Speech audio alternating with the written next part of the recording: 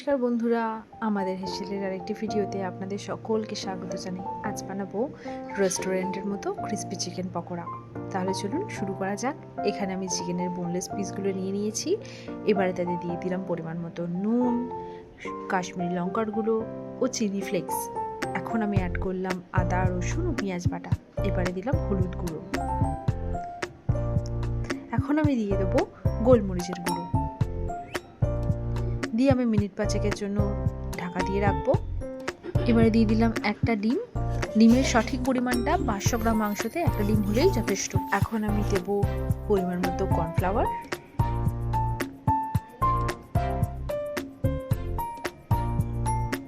আর ময়দা। ভালো করে আমি মাখিয়ে রাখবো।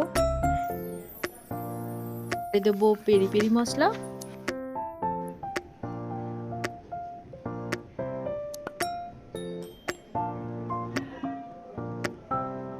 দেব 2 প্যাকেট ম্যাগি মশলা, ব্যাস।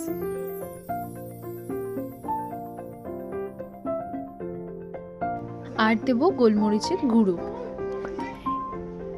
এইটা ততক্ষণ থাক। আমাদের এক জায়গায় রেডি করে নিতে হবে একটু ময়দা আর একটা বাটিতে জল। সব শেষে এখানে আমি অ্যাড করলাম কাঁচা লঙ্কা বাটা। আমি কিন্তু ঝালের জন্য আগে অল্প চিলি ফ্লেক্স দিয়েছিলাম, এবারে আমি দিলাম কাঁচা লঙ্কা বাটা। এই যে আমার বাড়িতে জল রেডি, প্লেটে ময়দা রেডি। ময়দার মধ্যে একটু নুন মিশিয়ে দেবো। এবারে একটা মাংসের টুকরোকে আগে ময়দাতে দেবো, দেওয়ার পরে দেবো জলে, আবার ময়দাতে দিয়ে গরম তেলে ফ্রাই করে নেব।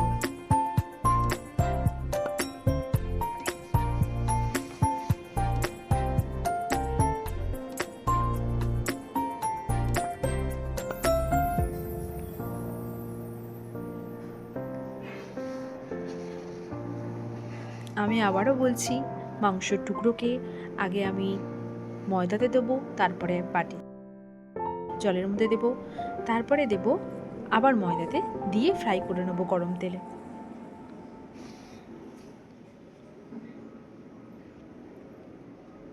প্রথমে দিকে আঁচটা একটু মিডিয়াম ফ্লেমে রাখবো এবং নামানোর আগে জোরে দিয়ে একটু লালচে করে ভেজে নেব।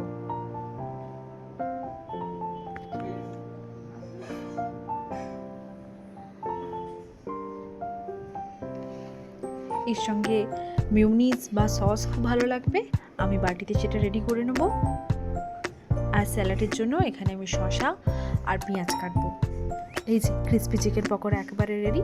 চলুন গরম গরম সার্ভ করি।